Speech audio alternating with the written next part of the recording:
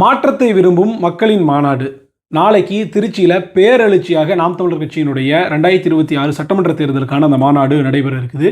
இந்த மாநாட்டை குறித்து சில முக்கியமான செய்திகளையும் கருத்துக்களையும் உங்களோட பகிர்ந்துக்கிறதுக்காக தான் இந்த காணொளி. அன்பான உறவுகளுக்கு நான் அபூபக்கர். நாம் தமிழர் கட்சியினுடைய மாநாடு, நாம் தமிழர் கட்சி கிட்டத்தட்ட ஒரு 10 ஆண்டுகளுக்கு பிறகாக இந்த மாநாடை போடுது. ஏன்னா நாம் தமிழர் கட்சியை பொறுத்த வரைக்கும் நம்ம மாநாடு போடுவதற்கான பழக்கமுடையவர்கள் இல்லை. வருஷத்துக்கு 2 தடவை மே 18 நவம்பர் 27 மாபெரும் பொதுக்கூட்டங்கள் போடுவோம். அதே மாதிரி நாடாளுமன்ற தேர்தல் அப்போ, சட்டமன்ற தேர்தல் அப்போ வேட்பாளர் அறிமுக பொதுக்கூட்டங்கள் போடுவோம். இந்த மாதிரி பொதுக்கூட்டம் போடுவது தான் வழமை. ஆனால் இந்த முறை பொதுக்கூட்டம் இல்லாமல் இது ஒரு மாநாடாக, வேட்பாளர் அறிமுக மாநாடாக இதை ஏற்பாடு செஞ்சுருக்கிறோம். இதில் நாம் தமிழர் கட்சி தன்னுடைய துவக்கத்திலிருந்து நம்ம எடுத்து பார்த்துக்கிட்டோம்னா இது 3வது மாநாடு. நாம் தமிழர் கட்சியினுடைய துவக்க மாநாடு 2010 போட்டோம். அதுமாதிரி 2016 இதே திருச்சியில் ஒரு மாநாடு போட்டிருக்கிறோம். 2016க்கு பிறகாக 2026 இந்த மாற்றத்தை விரும்பும் மக்களின் மாநாடு அப்படின்ற இந்த மாநாட்டை நம்ம ஏற்பாடு செஞ்சுருக்கிறோம். நாளைக்கு அது பேரெழுச்சியாக நடைபெற இருக்குது. கிட்டத்தட்ட 5 லட்சம் மக்கள் கூட போகிறாங்க அப்படின்ற எதிர்பார்ப்பும் நம்மக்கிட்ட இருக்குது. இது தூய்மையான மக்கள் கூட்டம். ஏன் இந்த மாநாட்டுக்கு மாற்றத்தை விரும்பும் மக்களின் மாநாடுன்னு ஏன் வச்சிருக்கிறோம் அப்படின்னு பார்த்துக்கிட்டோம்னா, இது மக்களுடைய பங்களிப்போடு மக்கள் தன்னிச்சையாக பேரெழுச்சியாக கூடி நடைபெற இருக்கக்கூடிய ஒரு மாநாடு. அது என்ன மக்களுடைய பங்களிப்பு அப்படின்னு பார்த்துக்கிட்டோம்னா, இப்போ மற்ற கட்சிகள் திமுகவோ அதிமுகவோ பாஜகவோ இல்லை வேற எந்த கட்சியோ இவங்கெல்லாம் தாவேகா உட்பட இவங்கெல்லாம் மாநாடு போட்டாங்கல்ல, இந்த மாநாட்டில் எல்லாம் யாருடைய பங்களிப்போட, அதாவது நிதி பங்களிப்போடு இது நடக்கும் அப்படின்னு பார்த்துக்கிட்டோம்னா பெரிய கார்ப்பரேட் முதலாளிகளுடைய நிதி பங்களிப்போடு தான் இது நடக்கும். இப்போ திமுகவின் சார்பில் நடக்குது அப்படின்னா அவங்களுக்குன்னு பங்களிப்பு செய்கிறதுக்கான கார்ப்பரேட் முதலாளிகள் நிறைய பேர் இருக்கிறாங்க. அதிமுகவுக்கும் அந்த மாதிரி இருக்கிறாங்க. தாவேகாவுக்கு கூட அது நடத்தின விக்கிரவாண்டியில் நடத்தின மாநாடாக இருக்கட்டும், மதுரையில் நடந்த மாநாடாக இருக்கட்டும், இதுக்கு பின்னாடி எல்லாம் லாட்ரி மார்ட்டின் 80 கோடி கொடுத்தாருன்ற செய்தியெல்லாம் அடிபட்டுச்சு. ஆதவர்ஜினா பெரிய அளவுக்கு ஃபண்ட் பண்ணாருன்ற செய்தியும் நம்ம பார்த்தோம். விசிகா ஒரு மது ஒழிப்பு மாநாடு போட்டாங்கல்ல, அந்த மது ஒழிப்பு மாநாட்டுக்கு கூட ஆதவர்ஜினா அப்போ அந்த கட்சியில் துணை பொதுச் செயலாளராக இருந்தார், அவருடைய பங்களிப்பு இருந்துச்சுன்றதை பார்த்தோம். இன்னும் சொல்ல போனால் ஆதவர்ஜினா தான் அதுக்கு முழுக்க ஸ்பான்சர் அப்படின்ற மாதிரிலாம் செய்திகள் உலா வந்துச்சு. நான் எதுக்கு சொல்ல வரேன் அப்படின்னா, இப்படி இந்த கட்சிகள் போடக்கூடிய இந்த மாநாட்டில் எல்லாமே ஒரு குறிப்பிட்ட தனிப்பட்ட முதலாளிகள் இல்லை கார்ப்பரேட் நிறுவனங்கள் இவர்கள் கோடிகளை கொட்டி இறைப்பாங்க. அதை வச்சு தான் இந்த கட்சிகள் மாநாடை நடத்தும். ஆனால் நாம் தமிழர் கட்சியினுடைய இந்த மாநாட்டை பொறுத்த வரைக்கும் எந்த ஒரு தனிநபரும் இதை உரிமை கொண்டாடவே முடியாது. முழுக்க இது மக்களுடைய பங்களிப்போடு நடைபெறக்கூடிய ஒரு மாநாடு. அதனால தான் இது மாற்றத்தை விரும்பும் மக்களின் மாநாடாக இருக்குது. அப்போ நாம் தமிழர் கட்சிக்கு எப்படி ஃபண்டு? முதலாளிகள் தரல, தனிப்பட்ட நபர்கள் யாரும் தரல, கார்ப்பரேட்டுகள் யாரும் இதுக்கு பங்களிப்பு செய்யல. அப்போ யார் தரான்னு பார்த்தோன்னா, நாளைக்கு யாரெல்லாம் மாநாட்டுக்கு வரப்போகிறாங்களோ அந்த மக்கள் தந்திருக்கிறாங்க. க்ரௌட் ஃபண்டிங்கின் மூலியமாக, திரள் நிதி திரட்சியின் மூலியமாக இந்த மாநாட்டுக்கான செலவாக கிட்டத்தட்ட 2 to 2.5 கோடி ரூபாய் நம்ம நிர்ணயிச்சிருந்தோம். அதில் தங்களால் முடிஞ்சது 1000 ரூபா, 500 ரூபா, 200 ரூபா, 100 ரூபா, 10 ரூபா, இப்படி தங்களால் என்ன முடியுமோ அதிலிருந்து ஒரு நபராக நான் பார்க்குறேன். இப்போ நாம் தமிழர் கட்சியுடைய வெப்சைட்டில் நீங்கள் போய் பார்த்தீங்கன்னா அதில் நம்ம நன்கொடை கொடுக்குறவங்க பெயரையும் குறிப்பிடலாம், குறிப்பிடாமே இருக்கலாம். அதில் சில பேர் பெயரை குறிப்பிட மாட்டாங்க, பெயர் கூட தெரிய வேணான்னு அப்படி அந்த அளவுக்கு மறைமுகமாக நாம் தமிழர் கட்சிக்கு ஆதரவு அளிக்கக்கூடிய நபர்கள்லாம் இருக்காங்க. என் பேரை கூட நீங்கள் வெளியிட வேணாம்ப்பா அப்படின்ற அளவுக்கெல்லாம் தன்னார்வர்கள் இருக்கிறாங்க.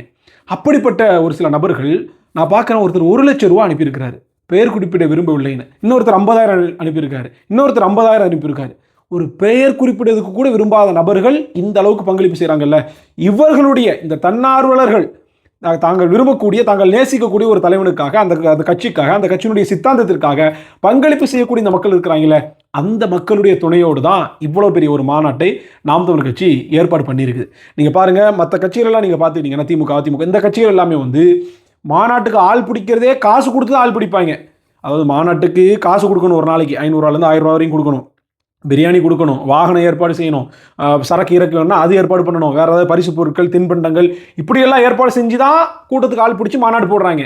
ஆனால் நாம் தமிழர் கட்சிக்கு பார்த்தோம்னா மற்ற கட்சி மாநாடுகளில் காசு வாங்கிட்டு மாநாட்டுக்கு வரக்கூடிய ஆட்கள், நாம் தமிழர் கட்சிக்கு மட்டும்தான் காசு கொடுத்து தான் சொந்த காசையும் போட்டு மாநாட்டுக்கு திரும்பக்கூடிய இது கூட்டம்.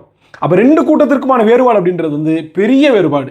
அப்போது ஒரு கட்டுக்கோப்பான நேர்த்தியான ஒரு மாநாடாக நாளைக்கு அந்த மாநாடு அப்படின்றது நடைபெற இருக்குது. இந்த மாற்றத்திற்கான மக்களின் மாநாட்டில் அண்ணன் சீமான் அவர்கள் எழுச்சி உரை ஆற்ற இருக்கிறாங்க. அண்ணனுடைய மாநாட்டு உரையை கேட்கறதுக்கு ஒரு காணக்கொன் கோடி வேண்டும் தான் சொல்லணும். ஏன்னா 2016 தேர்தல் அப்பையா இருக்கட்டும், 19 தேர்தல் அப்பையா இருக்கட்டும், 21, 24 தேர்தல் அப்பையா இருக்கட்டும், இந்த தேர்தலில் வேட்பாளர் அறிமுக கூட்ட உரை அப்படின்றது வந்து அண்ணன் வந்து ரொம்ப நேர்த்தியாக பேசுவாங்க. நாளைக்கு உண்மையிலே ஃபயராக இருக்க போகுது. 1 மணி நேரத்திற்கும் மேற்பட்ட உரை வந்து அண்ணன் சீமான் அவர்களுடைய உரை வந்து இருக்க போகுது. அது போக 234 வேட்பாளர்களும் அதில் ஒரு வேட்பாளராக அடியேனும் இருக்கிற கடலூர் தொகுதியின் சார்பாக நானும் வந்து வேட்பாளராக நாளைக்கு அறிவிக்கப்பட இருக்கிறேன். அப்போ 117 ஆண் வேட்பாளர்கள், 116 பெண் வேட்பாளர்கள், ஒரு திருநங்கை அப்படின்னு சரிக்கு சமமாக நம்ம வந்து வேட்பாளர்களை இந்த முறையும் வந்து சொல்கிறோம். கிட்டத்தட்ட பிரம்மாண்டமான மேடை அமைப்பு, இது வரைக்கும் நம்ம ஏற்பாடு செய்யாத கற்பனையிலேயே நாம் தமிழர் கட்சி நம்ம இந்த மாதிரி ஒரு மாநாடு நடத்த போகிறோமா அப்படின்னு பிரமிக்கத்தக்க வகையில் அப்படி ஒரு மாநாட்டை நாளைக்கு வந்து ஏற்பாடு பண்ண இருக்கிறோம். நாம் தமிழர் கட்சியினர் மட்டுமல்ல, உலகத் தமிழர்கள், தமிழ்நாட்டு மக்கள் எல்லோருமே இந்த மாநாடு எப்படி நடக்க போகுது அப்படின்றத பார்க்கறதுக்கு பேரார்வமாக இருக்கிறாங்க. இதனையொட்டி சில அறிவிப்புகளையும் வந்து நான் உங்களுக்கு வந்து செய்ய வேண்டியது இருக்குது. நாளைக்கு மாநாட்டுக்கு வரக்கூடிய இஸ்லாமிய உறவுகள் என்கிட்ட கூட நிறைய பேர் கேட்டாங்க, நோன்பு நேரமாக இருக்குது, நோன்பு ஆரம்பிச்சு இன்னைக்கு 2வது நாள், நாளைக்கு வந்து 3வது நாள் ஆகிடும். அப்போ இஃப்தார் இதுக்கெலாம் அங்கே என்ன பண்ணுறது? ஏன்னா மாநாடு நடைபெறக்கூடிய இடம் ரொம்ப அவுட்டரான இடம், கடைகள்லாம் அங்கே பெரிய அளவுக்கு இருக்கிறதுக்கு வாய்ப்பு இல்லை. அப்போ நம்ம சொன்னால் நீங்கள் அதெல்லாம் ஒன்றும் தயங்க வேண்டாம். நாம் தமிழர் கட்சியை பொறுத்த வரைக்கும் இது இஃப்தார் ஏற்பாடுகள் நம்ம எப்பயுமே செஞ்சுருவோம். போன பல்லாவரத்தில் நடந்த கூட்டமாக இருக்கட்டும், அதே மாதிரி போன நோன்பு அப்போ ஒரு பொதுக்கூட்டம் வந்து நடத்தணும், சாதிவாரி கணக்கெடுப்புன்னு சொல்லி, அதுவும் வந்து நோன்பில் தான் வந்துச்சு. அப்போ அந்த சமயத்தில் இருக்கட்டும், எல்லாமே வந்து நம்ம இஃப்தாருக்கான ஏற்பாடுகளை வந்து செஞ்சுருவோம். அதனால் மாநாட்டில் குறிப்பிட்ட ஒரு பகுதியை ஒதுக்கி இஸ்லாமியர்களுக்கு முழுக்க அந்த இஃப்தார் நிகழ்ச்சி ஏற்பாடு செய்வதற்கு, இஃப்தார் நோன்பு திறப்பதற்கு, அதே மாதிரி அதை முடிச்சுட்டு தொழுகை செய்வதற்கெல்லாம் அந்த ஏற்பாட்டை வந்து நாம் வந்து செஞ்சுருக்கிறோம். அதனால் நீங்கள் எந்த தயக்கமும் பட வேண்டிய அவசியம் இல்லை. அனைத்து இஸ்லாமிய உறவுகளும் குடும்பத்தோட அவசியம் வந்து கலந்துக்குங்க. உங்களுக்கான இஃப்தார் ஏற்பாடுகள், தொழுகைக்கான ஏற்பாடுகள் எல்லாமே ஒன்று செய்யறதுக்கு எல்லாத்துக்குமான ஏற்பாடுகள் அங்கே வந்து செய்யப்பட்டிருக்குது. அந்த நிகழ்வு நடைபெறக்கூடிய சமயத்தில் மாநாட்டுக்கான ஒரு சில நிமிடங்கள் அதை நிறுத்தி வைப்பதற்கான அந்த ஏற்பாட்டையும் வந்து சீமான் அவர்கள் வந்து தெரிவிச்சிருக்கிறாங்க. அதுவும் வந்து நடைபெற இருக்குது. அப்போ இஸ்லாமிய உறவுகளுக்கு இந்த செய்தியாச்சு. மற்ற உறவுகளுக்கு பொதுவாக இஸ்லாமிய உறவுகளுக்கு எல்லா உறவுகளுக்கும் நான் ஒரு செய்தியை சொல்வேன். மாநாட்டுக்கு வர்றோம், பெரிய அளவுக்கு மக்கள் வந்து கூட இருக்கிறாங்க. நம்மளுடைய மக்களுடைய பொறுப்பு வந்து நம்ம ஒவ்வொருத்தர் கையில் தான் இருக்குது. நம்ம தான் பாதுகாத்துக்கணும், பத்திரமா இருக்கணும். எந்த அசம்பாவிதமும் நடக்காது. நம்ம அவ்வளோ கட்டுக்கோப்பான ஒரு கூட்டம். இருந்தாலும் முன்னெச்சரிக்கை நடவடிக்கை அப்படின்றது வந்து ரொம்ப ரொம்ப முக்கியம். வரக்கூடிய உறவுகள் நீங்களே ஒரு தண்ணி பாட்டிலில் தண்ணி எடுத்துகிட்டு வந்துடுங்க. தின்பண்டங்கள் ஏதாவது இருந்துச்சுன்னா கையில் நீங்களே கொண்டு வந்துருங்க. நொறுக்கு தீனிகள் ஏதாவது வந்து கொண்டு வந்துருங்க. இந்த மாதிரி நீங்கள் ஏதாவது மருத்துவ ரீதியாக உங்களுக்கு மாத்திரைகளோ வேறு ஏதோ மருந்துகளோ தேவைப்படுச்சு அப்படின்னா அதையும் நீங்களே வந்து கொண்டு வந்துருங்க. இதுக்கு எல்லாத்துக்குமே வந்து ஏற்பாடு பண்ணியிருக்காங்க. கிட்டத்தட்ட 10 ஆம்புலன்ஸ் ஏற்பாடு பண்ணியிருக்காங்க. அதே மாதிரி வந்து மெடிக்கல் கேம்ப் அங்கேயே வந்து மருத்துவர்கள் எல்லாமே வந்து அங்கேயே இருப்பாங்க. எல்லாமே தயாராக இருக்குது. இருந்தாலும் நம்மை பாதுகாத்து கொள்ள வேண்டியது நம்மளுடைய பொறுப்பு, கடமை. அது எல்லா உறவுகளும் நீங்கள் வந்து செய்வீங்க அப்படின்னு வந்து நான் நம்புகிறேன். அதுக்கப்புறமாக நாளைக்கு நடைபெற இருக்கக்கூடிய இந்த மாநாடு அப்படின்றது வந்து தமிழ்நாட்டினுடைய அரசியல் கட்சிகளுக்கு, இந்திய அரசியல் கட்சிகளுக்கு ஒரு எடுத்துக்காட்டான ஒரு அரசியல் கட்சியாக, அரசியல் மாநாடாக இந்த மாநாடு வந்து அமையும். ஏன்னா நீங்கள் பாருங்கள், நாம் தமிழர் கட்சியினுடைய இந்த பொதுக்கூட்டங்கள்லாம் வந்து நம்ம ஆயிரக்கணக்கான பேர் கூடுவோம், 20,000 30,000 பேர் கூடுவோம். அப்போ அந்த கூட்டங்களிலேயே கூட உறுதிமொழி அப்படின்னு ஒரு வார்த்தை வந்துட்டோம்னா பின் ட்ராப் சைலன்ஸ் இருக்கும். ஒரு அசைவு கூட கேட்காது, அவ்வளோத்துக்கு கட்டுக்கோப்பாக இருக்கும். அப்புறம் உறுதிமொழி எடுக்கும்போது மொழியாகியங்கள் மூச்சாகின்னு எடுக்கும்போதெல்லாம் அவ்வளோ ஒரு இராணுவ கட்டுப்பாடோடு நம்ம எடுப்போம்.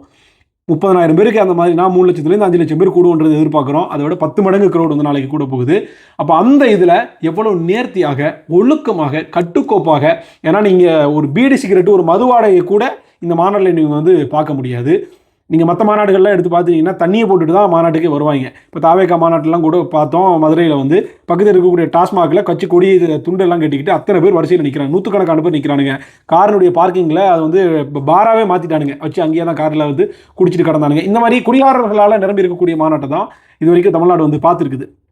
ஆனால் ஒரு பீடி சிகரெட் வாடகை இல்லாத, ஒரு மது வாடகை இல்லாத தூய்மையான ஒரு மக்களினுடைய மாநாட்டை நாளைக்கு வந்து பார்க்க போகிறாங்க. அவ்வளோ கட்டுக்கோப்பாக, நேர்த்தியாக. இதில் வந்து யாரும் பனைமரத்து மேலே ஏற மாட்டான். இதில் வந்து சைடில் கிரில்லில் வந்து நாங்கள் கிரீஸ் தடவை போகிறது இல்லை. இந்த மாதிரி நாங்கள் வந்து இப்போ கக்கூஸ் தண்ணியை வந்து குடிக்கிறதுக்காக கொடுக்க போகிறது இல்லை. எல்லாமே நேர்த்தியாக பண்ண போகிறோம். சேர்களை போட்டு யாரும் வந்து உடைக்க போகிறது இல்லை. அவா தலைவா வா நீ அப்படி இப்படின்னு யாரும் வந்து கத்த போகிறது இல்லை. ஒழுக்கமாக நின்று, ஒழுக்கமாக கருத்துக்களை கேட்டு, ஒழுக்கமாக அந்த மாநாட்டில் கலைஞ்சிட்டு வேட்பாளர் வந்து நம்ம வந்து பகிர்ந்துக்கிட்டு போக போகிறோம். அப்போ ஒரு கட்டுக்கோப்பான ஒரு கூட்டம் முடிஞ்சதுக்கப்புறம் பாருங்கள், அத்தனை லட்சம் சேர், 2 லட்சம் 2.5 லட்சம் சேர் போட்டுருக்கதா சொல்கிறாங்க. எல்லாமே அடுத்த 10 நிமிஷத்தில் அடுக்கி வச்சுருவாங்க. நீட்டாக க்ளீனாக அந்த மாநாடு வந்து நடந்துடும். அடுத்த ஒரு நாள் போச்சுன்னா அந்த இடத்துல இப்படி ஒரு மாநாடு நடந்துச்சா அப்படின்னு கேட்கக்கூடிய அளவுக்கு அவ்வளவு தூய்மையாக அந்த மாநாட்டினுடைய இடத்தை, திடலை கூட நம்ம வந்து சரி பண்ணி கொடுத்துருவோம். அந்தளவுக்கு நேர்த்தியான ஒரு மாநாடாக நாளைக்கு வந்து நடைபெற இருக்குது. அந்த மாநாட்டில் உங்கள் எல்லோரையும் சந்திக்கிறதுக்கு நான் வந்து ஆவலாக இருக்கிறேன். இந்த நேரத்தில் ஒரே ஒரு செய்தியை மட்டும் நான் உங்கள்கிட்ட பகிர்ந்துக்கிறதுக்கு விரும்புகிறேன். விரும்புகிறேன். நீங்கள் பாருங்கள், தேர்தல் நேரம் கிட்டத்தட்ட நெருங்கிருச்சு. இன்னொரு 1.5 to 2 மாதம் தான் இருக்குது.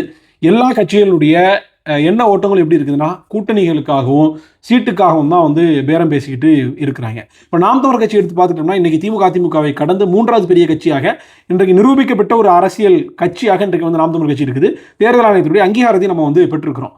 அப்போது இந்த சின்ன சின்ன கட்சிகள் எல்லாம் 1% 1%, 3/4%, 1/4% இவ்வளவு வாக்கு வங்கி வச்சிருக்கக்கூடிய இந்த கட்சிகள் எல்லாமே எனக்கு 6 சீட்டு வேணும், 10 சீட்டு வேணும். இப்போ காங்கிரஸ் எல்லாம் ஒருபடி மேலே போய் எங்களுக்கு 25 சீட்டு போக ராஜ்யசபா வேணும், ஆட்சி அதிகாரத்தில் பங்கு வேணும், அமைச்சரவையில் இடம் வேணும்லாம் வந்து கேட்டுட்டு இருக்கிறாங்க. அப்போ இந்த கட்சிகள் எல்லாம் இந்த 1%, 1% இந்த கட்சிகள் எல்லாமே வந்து இந்த கிராக்கி பண்ணி இவ்வளவு டிமாண்ட் பண்ணி இந்த கட்சிகள்கிட்ட வந்து சீட்டு நோட்டு வாங்கும்போது நாம் தமிழர் கட்சிக்கு இந்த வாய்ப்பெல்லாம் இல்லையா? ஏன் நம்ம மட்டும் தனிச்சு நிற்கணும்? ஏன் நம்ம மட்டும் 234 தொகுதிக்கு வேட்பாளரை போடணும்? ஏன் நம்ம ஒரு 2 கோடி ரூபா பெறட்டுறதுக்கு ஒரு மாநாடு நடத்துறதுக்கு இத்தனை பேர்கிட்ட கெஞ்சி கூத்தாடி சின்ன சின்ன அமௌண்ட்டாக சேர்த்து ஏன் இவ்வளோ கஷ்டப்படணும் அப்படின்னு கேட்டுக்கிட்டோம்னா, நமக்கான எல்லா சகல வாய்ப்புகளும் இருக்குது. அதிமுக நம்மளை கூப்பிடாமல் இருக்குதா? பாஜக கூட்டணிக்குள்ளே நம்மளை வந்து கூப்பிடாமல் இருக்குதா? ஆயிரக்கணக்கான கோடி ரூபா உங்களுக்கு தர்றேன், 2000 கோடி தரேன், 3000 கோடி தரேன், 50 சீட்டு தர்றேன், நீங்கள் வாங்க, தேர்தல் நம்ம ஒன்றா நின்று போட்டிடுவோம். தேர்தல் முடிஞ்சதுக்கப்புறம் நம்ம 40 பேரில் எப்படி 50 பேரில் எப்படி ஒரு 40 பேர் கூட நீங்கள் ஜெயிச்சிடுவீங்க. அதுக்கப்புறம் நம்ம என்ன பண்ணிக்கலாம், கூட்டணி விட்டு நீங்கள் வெளியே கூட போய்க்கங்க, எதிர்க்கட்சி அரசியல் கூட பண்ணுங்க. சட்டமன்றத்தில் உங்களுக்கு 40 பேர் இருப்பாங்க, கையில் வந்து ஆயிரக்கணக்கான கோடி ரூபா காசு இருக்கும், உங்களுக்கு எல்லாமே பொலிட்டிக்கலாக உங்களுக்கு என்ன ஃபண்ட் பண்ணணுமோ எல்லாமே பண்ணுறோம் அப்படின்னு சகல விதமான ஆசை வார்த்தைகளையும் காமிச்சிட்டாங்க. அப்போ நம்ம வந்து ஆயிரக்கணக்கான கோடிகள் நம்ம புறந்தள்ளுறோம், 50 சீட்டுகளை புறந்தள்ளுறோம், நமக்கான அத்தனை விதமான பொலிட்டிக்கல் பேக்கப்பையும் நம்ம வந்து புறந்தள்ளுறோம். எல்லாவற்றையும் நீங்கள் பாருங்கள், ஒரு பத்திரிகை செய்தி கூட நமக்கு வந்து போட மாட்டாங்க. இந்த மாநாடு முடிஞ்சதுக்கப்புறம் கூட இங்கிலீஷ் மீடியாஸோ தமிழ் மீடியாஸோ எடுத்து காமிப்பாங்களான்னா சந்தேகம் தான். காமிச்சாலும் ஏதாவது ஓரமாக பெட்டி செய்தியில் போடுவாங்க. ஆனால் விஜய் சாதாரணமாக வீட்டை விட்டு வெளியே அப்படி வந்தாலே வந்து அதை வந்து என்ன பண்ணுவாங்கன்னா ஃப்ரண்ட் பேஜில் கவர் பண்ணுவாங்க. இதுதான் மீடியாவினுடைய ஆரம். அப்போ இவ்வளவு தடைகளும் நமக்கு இருக்குது இல்லை, பணபலம் பிரச்சனையாக இருக்குது, தேர்தலில் வந்து பெரிய செல்வாக்கான ஒரு இது நமக்கு கிடையாது, மீடியா இன்ஃப்ளூன்ஸ் கிடையாது, இப்படி எதை எடுத்து பார்த்தாலும் எல்லாமே நெகட்டிவ் தான். இருந்தாலும் நாம் தமிழர் கட்சி வளருது. ஏன்னா இது மக்களுடைய கட்சி, மக்களுடைய வலியை உணர்ந்த கட்சி, மக்களுக்காக பேசக்கூடிய ஒரு கட்சி, மக்களுக்காக போராடக்கூடிய ஒரு கட்சி, மக்களுக்காக உழைக்கக்கூடிய ஒரு கட்சி, மக்களுடைய வலியை தங்களுடைய பேச்சின் மூலியமாக வெளிப்படுத்தக்கூடிய ஒரு கட்சி. கடைசி தமிழனுக்கு ஒரு பிரச்சனை இருக்கிற வரைக்கும் இந்த கட்சி இருக்கும், இந்த கட்சியினுடைய செயல்பாடு இருக்கும். அதற்காகத்தான் நாம் தமிழர் கட்சி இவ்வளத்துக்கு வந்து வளருது. அப்போ 8% வாக்கு வங்கி வச்சிருக்கக்கூடிய ஒரு கட்சி, இத்தனை லட்சம் இளைஞர்களை தன்னகத்தை வச்சிருக்கக்கூடிய ஒரு கட்சி, கருத்தியல் தெளிவும் கோட்பாட்டு தெளிவும் உள்ள ஒரு கட்சி, எந்த கூட்டணிக்கு போனாலும் சிவப்பு கம்பளம் விரிச்சு நம்மளை வந்து வரவேற்பாங்க. அப்போ அதையெல்லாம் விட்டுட்டு நாம ஏன் இப்படி தனிச்சு நிற்கணும் அப்படின்னா, இது ஒரு மாற்றத்திற்கான எளிய மக்களின் அரசியல் புரட்சி. அப்போ இது வந்து காலம் எடுக்கும். நீங்கள் வந்து எல்லாம் சொல்கிறாங்க 15 வருஷம் ஆகிடுச்சு, இது வரைக்கும் ஒரு எம்எல்ஏ கூட ஜெயிக்கலையே, இது வரைக்கும் ஆட்சியை பிடிக்கலையே, 15 வருஷமாக ஜெயிக்காதவங்க இனிமேல் ஜெயிக்க போகிறாங்களான்னு கேட்குறாங்க. அதாவது ஒரு அரசியல் இயக்கத்தினுடைய ஒரு விடுதலை போராட்டத்தினுடைய வரலாற்றில் 15 ஆண்டுகள், அதுவும் தேர்தல் களத்தில் நம்ம வந்து 10 ஆண்டுகள் தான், 2016 தான் முதல்ல தேர்தலை போட்டுக்கிட்டோம். அப்போ 10 ஆண்டுகள் தான் ஆகியிருக்குது. இதெல்லாம் ஒரு மேட்டரே கிடையாது. அப்போ ஒரு விடுதலை போராட்டத்தில் ஒரு 10 ஆண்டுகள் 15 ஆண்டுகள் ஒன்றுமே கிடையாது. இன்னும் போகக்கூடிய தூரம் அப்படின்றது நிறைய தூரம் இருக்குது. அதனால் இந்த 10 ஆண்டுகளுக்குள்ளாக நாம் வந்து இவ்வளவு பெரிய வளர்ச்சி அடைஞ்சிருக்கிறோம். ஓட்டுக்கு காசு கொடுக்காம, கூட்டணி சேராமல், சாதி மதம் பார்க்காம, பொது தொகுதியில் ஆதித்தமிழர்களை நிறுத்தி, புறக்கணிக்கப்பட்ட உறவுகளுக்கு வந்து வேட்பாளராக கொடுத்து, எந்த ஒரு பின்புலமும் இல்லாமல் மக்கள் நமக்கு வந்து 36 லட்சம் பேர் ஓட்டு போட்டிருக்காங்களே, இவங்க தான் நமக்கான நம்பிக்கை. அப்போ எல்லா அரசியல் கட்சிகளும் கூட்டணிக்கான சீட்டுக்கான நோட்டுக்கான பேரத்தை பேசிகிட்டு இருக்கிறப்ப, எங்களுக்கு சீட்டு முக்கியம் இல்லை, நோட்டு முக்கியம் இல்லை, கூட்டணி முக்கியம் இல்லை, நாங்கள் மக்களோட தான் கூட்டணி, மக்களை நம்பி தான் நிற்கிறோம் அப்படின்னு மக்களுக்காக ஒரு அரசியல் கட்சி நிற்கிறதுல இந்த தூய்மையான உள்ளத்தை மக்கள் பார்ப்பாங்க. இவ்வளவு காசு மலைக்கு மத்தியிலையும், இவ்வளவு கூட்டணி பலத்துக்கு மத்தியிலையும், இவ்வளவு சாதிய செல்வாக்கு, அந்த செல்வாக்கு, இந்த செல்வாக்கு, இது எல்லாவற்றுக்கும் மத்தியிலையும் 36 லட்சம் தூய்மையான மக்கள் நமக்கு ஓட்டு போட்டிருக்காங்கல்ல, அந்த மக்கள் தான் நமக்கான நம்பிக்கை. நம்ம செய்ய வேண்டியது இந்த 36 லட்சத்தை இன்னொரு 70 லட்சமாக, ஒரு கோடியாக, 1.25 கோடியாக மாற்றிட்டோம்னா இந்த நிலத்தினுடைய அதிகாரம் நம்ம கையில் சிக்கும். அதற்கு நான் உங்கள் எல்லாரையும் இருகரம் கூப்பி நான் வந்து அழைக்கிறேன். நாளைக்கு மாற்றத்துக்கான மக்களின் மாநாட்டில் ஒரே ஒரு நாள் தான். நாளைக்கு காலையில் கிளம்ப போகிறீங்க, திருச்சி எங்கேருந்து கிளம்புனீங்கனாலும் 6 மணி நேரம் தான், வந்துட்டு அடுத்த நாள் காலையில் போயிடலாம். அதனால் ஒரு நாள், 5 வருஷத்தில் ஒரே ஒரு நாள் நான் உங்களை கேட்குறேன். வாய்ப்புள்ள உறவுகள் கட்டாயம் நீங்கள் வந்து இந்த மாநாட்டில் வந்து கலந்துக்கிறங்க. பேரெழுச்சியாக இதில் நம்ம வந்து கலந்துப்போம். குடும்பம் குடும்பமாய் கூடுவோம், கொடி அரசியலை மூடுவோம். இது மாற்றத்திற்கான எளிய மக்களின் புரட்சி. நாம் தமிழர் கட்சியினுடைய இந்த மாற்றத்தை விரும்பும் மக்களின் மாநாடு பேரெழுச்சியாக நடைபெற இருக்கிறது. நாளைக்கு உங்கள் எல்லோரையும் சந்திக்கிறதுக்கு நான் வந்து ஆவலாக இருக்கிறேன். வாருங்கள் உறவுகளே, நேரில் சந்திப்போம். நம்மளுடைய அரசியலை வென்றெடுப்போம்.